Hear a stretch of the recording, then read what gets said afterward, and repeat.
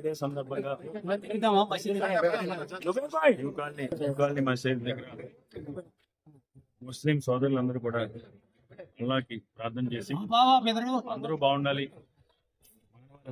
బాగుండాలని అల్లాహ్కి ప్రార్థన చేస్తారు. మనందరికీ కూడా తెలుసు, మహమ్మద్ ప్రవక్త చెప్పింది సమానత్వం గురించి. పేద ధనికే అనే తేడా లేకుండా సమానత్వాన్ని చాటడం కోసం భుజం తాకే విధంగా నమాజ్ చేయడం జరుగుతుంది.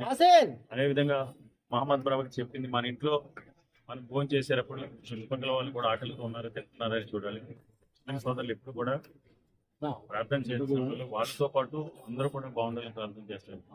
అది ఫ్రైడే సందర్భంగా మసీద్ దగ్గరికి వచ్చి ఈరోజు అల్లాహ్కి ప్రార్థన చేసిన ముస్లిం సోదరులందరికీ కూడా రేపు మే 13వ తారీఖున జరుగుతున్న ఎన్నికల్లో వైఎస్ఆర్ కాంగ్రెస్ పార్టీకి మద్దతు తెలపాలని అభ్యర్థించింది. వైఎస్ఆర్ కాంగ్రెస్ పార్టీకి ఎందుకు మద్దతు తెలపాలంటే ఈ దేశంలోనే ఒక రాష్ట్ర ప్రభుత్వం 4% రిజర్వేషన్ కి తీసుకొచ్చిన ఘనత వైఎస్ రాజశేఖర రెడ్డి గారి కుటుంబాన్ని.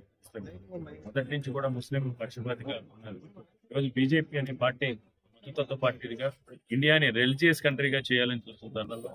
ముస్లిం సోదరులందరూ కూడా వైఎస్ఆర్ కాంగ్రెస్ పార్టీకి మద్దతుగా నిలిచి బీజేపీ పార్టీ యొక్క వాళ్ళ విధానాలని, నియంత్రిత విధానాలను తిప్పికొట్టి ప్రతి ముస్లిం సోదరు కూడా ప్రతి ఒక్క ఓటు కూడా కొల్లిపోకుండా అన్ని కూడా వైఎస్ఆర్ కాంగ్రెస్ పార్టీకి. ఎందుకంటే ఈరోజు మొదటి నుంచి కూడా మొన్న జగన్మోహన్ రెడ్డి గారు చెప్పారు, ఎవడు అడ్డు వస్తాడో చూస్తాను, ముస్లింకి ఎవడు తీస్తాడో అంటే అంత దమ్ము ధైర్యంగా ముస్లింల పక్షాన్ని నిలబెట్టుకుని ఏకైక నాయకుడు ఒక వైఎస్ జగన్మోహన్ రెడ్డి గారు.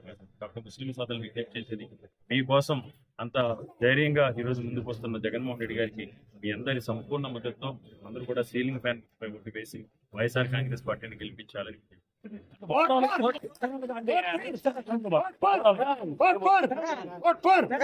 ఓవరాల్ గా ఎలా ఉండబోతుంది?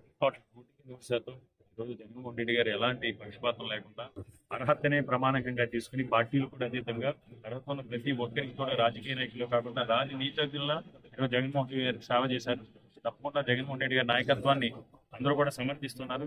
ఎవరు ఏదో తప్పుడు సర్వేలతో ఎవరైతే దుష్ప్రచారం చేసినా 2019 కంటే కూడా మెరుగైన ఫలితాలు తీసుకుని ఈరోజు వైఎస్ఆర్ కాంగ్రెస్ పార్టీ తీసుకుని నిన్న దాని ప్రజాదరణ ఎంత ఉన్నాయి దాని కదా. నిన్న TV9కి ఇచ్చిన జగన్మోహన్ రెడ్డి గారు ఇచ్చిన ఇంటర్వ్యూలో ఆ వ్యూస్ చూసాము. ఆ వ్యూస్ చూసినప్పుడే ప్రజలు జగన్మోహన్ రెడ్డి గారికి ఎంత క్రేజ్ ఉందో, జగన్మోహన్ రెడ్డి గారి పట్ల ఎంత అభిమానం ఉందో తెలుస్తుంది. నక్కకి నాగలోకానికి ఎన్నో తేడా చంద్రబాబు నాయుడికి జగన్మోహన్ రెడ్డి గారికి. తప్పకుండా జగన్మోహన్ రెడ్డి గారు మళ్ళీ ముఖ్యమంత్రి అవుతారు. విశాఖపట్నం ఎగ్జిక్యూటివ్ క్యాపిటల్ అవుతుంది.